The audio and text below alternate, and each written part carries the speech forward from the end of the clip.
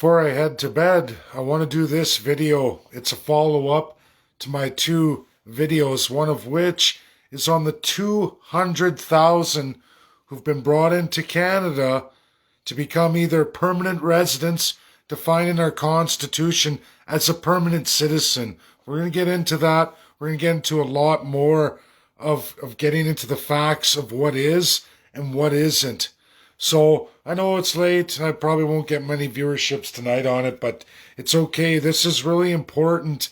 I've got both the Globalist or the Socialist trolling all my feeds, trying to dispel everything, trying to take away credible and viable facts.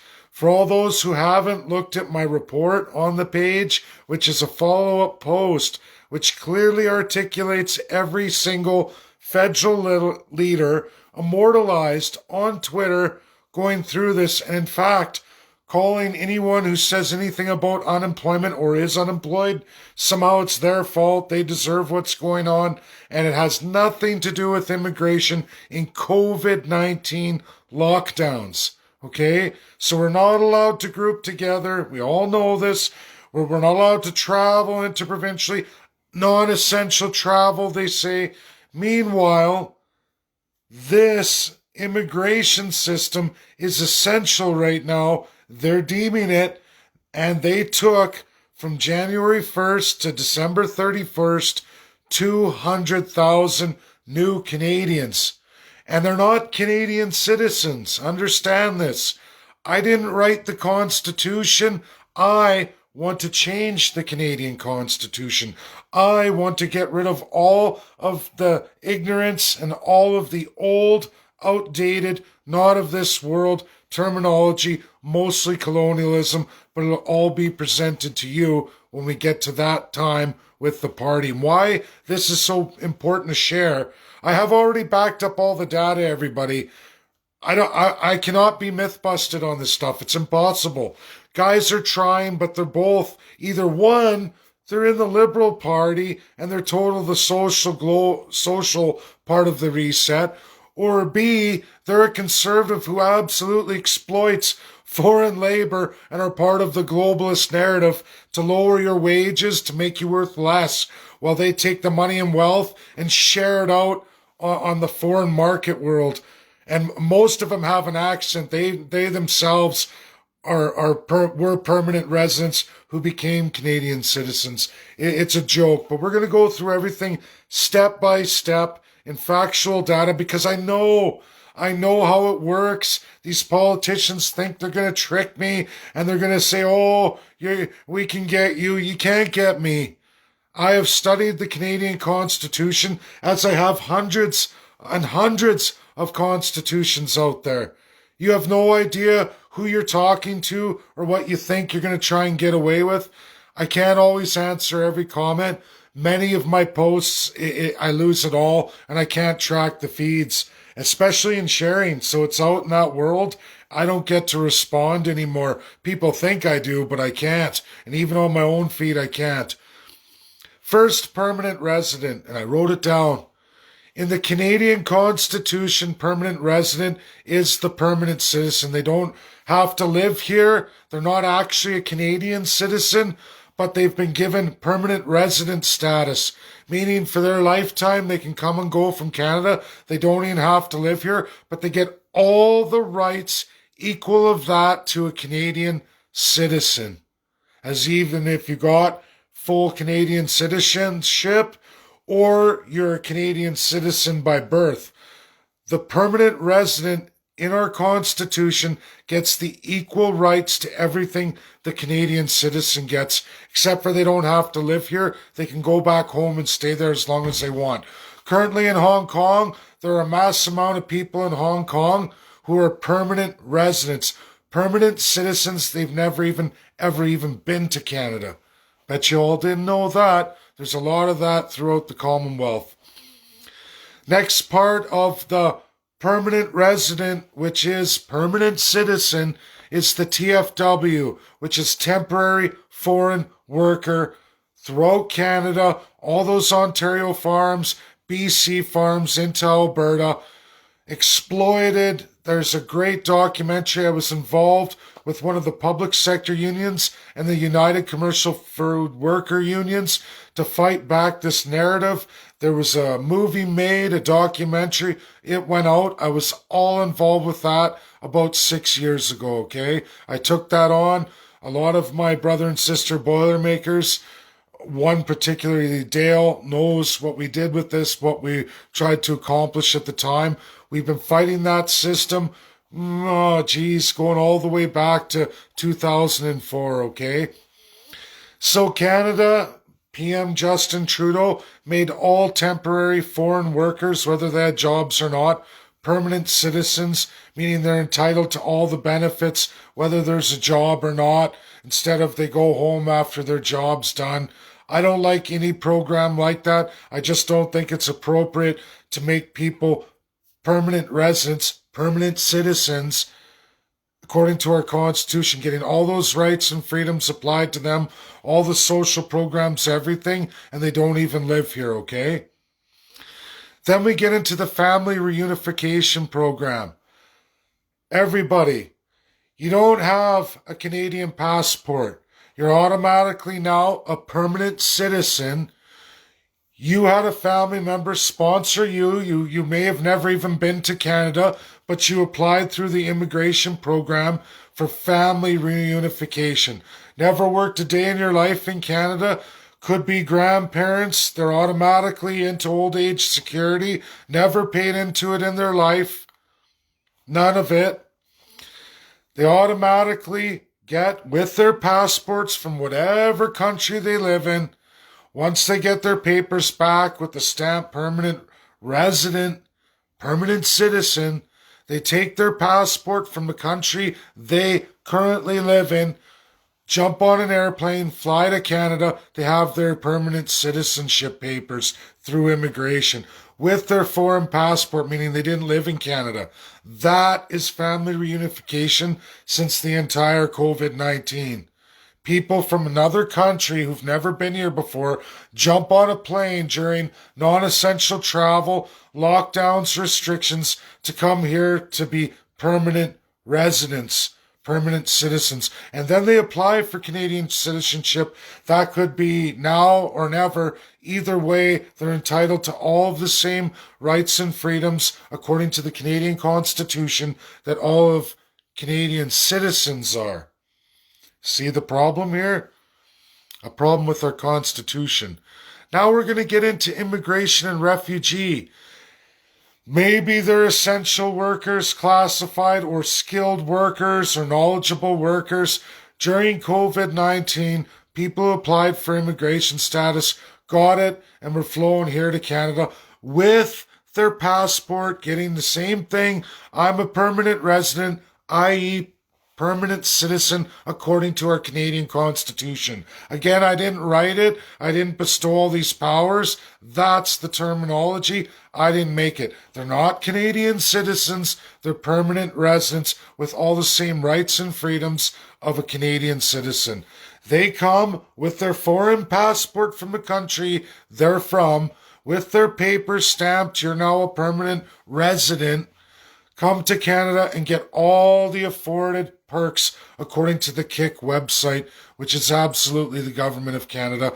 It's all in my handwritten post with every link backing up every month and all the data during your absolute lockdown, your absolute to abstain from essential travel. Politicians punished. They're the ones who said, hey, they're bringing in boatloads every month. All kinds of travel for now permanent residents, permanent citizens of Canada who are not Canadian citizens, never lived here before, almost all of them. Traveling during COVID-19, okay? All year long, right through Christmas, all of it, month after month, the breakdown's there. I don't know why I have to keep going on with this, but there is a mass amount of ignorance out there between Canadians, Albertans, and every province, and the programmed masses to tell you that this socialist globalist reset is absolutely viable. You're to be locked down, unemployed. We're to exist in Unbelievable unemployment rates. Then another claim that was made is that's not a human rights violation. Where do you get off? Well, to let every Canadian and Albertan where I get off is called Geneva, world binding law that's bound to Canada. Also, when we took membership to be a registered nation on this earth in the new UN post 1948, as it was established, absolutely, Canada was a founding member from 1945, but I always say 48 because those are all the enshrined rules and adoptions that went forward that was signed by every nation in this world. Every nation in this world. It's an adoption to have membership, to be declared a nation. And in there we have the Declaration of Human Rights, and we have conventions, Geneva, Vienna, but the ones we're looking at right here are Geneva and the Human Rights Declaration. And guess what? You will have gainful employment. This was established because of World War II. Go look at those unemployment numbers, and it is established exceptionally well. So are pandemics, because you know what? Pandemics have been around for thousands of years. They're enshrined in Geneva. Do you think that it is normal to bring in 200,000 foreigners during what you classified your government and world, meaning world nations and the world binding laws, established this to be a pandemic? Whether you believe in that or not, I didn't do it. I'm telling you, the government of Canada stamped this off as a global pandemic. Do you see the problem here? That no socialist or globalist championing the reset, which is a lot of liberals and conservatives here, well, small wings of them, but they run the parties. Do you guys understand the clear human rights violation? You say, as the world says, and bound into law, it's a pandemic. You have to shut down your economy, lots of unemployment, putting us to Great Depression levels, World War II levels. They know that this virus spreads, so they say. So why would you bring 200,000 permanent residents during that whole COVID year, and now they're ramping up to 400, family reunification, not going to be a little household of two. They're putting 6, 8, sometimes 10 people together. 2 grandparents, 4 children, aunt and uncle. Do you think that that has not attributed to the mass spread of COVID-19? Has your government, who's issued a global pandemic, been responsible primarily for the spread of COVID-19? Because that's what they believe in, not me. They shut and locked me down. They've ruined my employability in my field. They've ruined everything. And then they say, it's okay for you to be employed. You can't travel. You can't really get the same kind of jobs you have because that requires physical contact. Uh-oh, you're one of those jobs. But at the same time, we're going to bring in 200,000 permanent residents, which is defined as permanent citizen, not Canadian citizen, for the 16th time, that don't have a Canadian passport, that are not returning. They are absolutely 200,000 foreigners, defined by all those areas I just said. A TFW who may have worked here a year ago, family reunification for somebody who is either a permanent resident or could be a Canadian citizen, sponsored family members who absolutely have never been here before, immigration regular who've never been here before, and refugee who've definitely never been here before. Refugee don't even have passports, everybody. Not always. Not always. But all of those classes of citizens have in their hand a foreign passport, not a Canadian passport, because they're not a Canadian citizen. They come with that foreign passport stamped like any other passport with their permanent residence slip, and come here for the first time, often most of them, if not all, and doesn't matter because it's COVID-19. That is not essential travel. Just like over Christmas and the holidays and all through this COVID, you couldn't see any of your family members. Reunifying with your family who's a Canadian citizen is inappropriate, and you're selfish, you're a bastard, or a bitch, whichever one you are. There was something wrong with you to want to be able to be with your family members.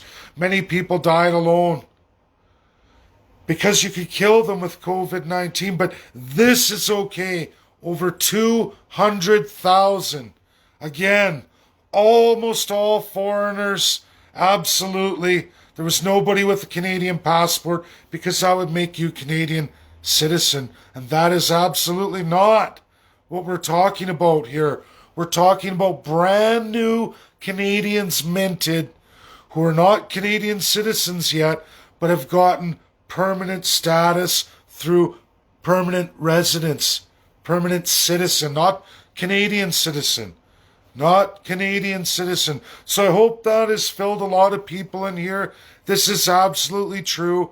Everything I've published is backed up with links. For those who are too lazy to go look, I'm going to say it again. There are multiple posts with all the links highlighting each and every month, all the government websites involved. And if you're just too lazy to type in Government of Canada travel restrictions for permanent citizens, immigration, Canadian citizens, I don't know what to tell you. There's a test to take there to see whether you can jump on an airplane. And I guarantee you any foreigner can jump on an airplane right now and come to Canada, because that's normal, but all Canadian citizens are not allowed to travel. No family reunification for you.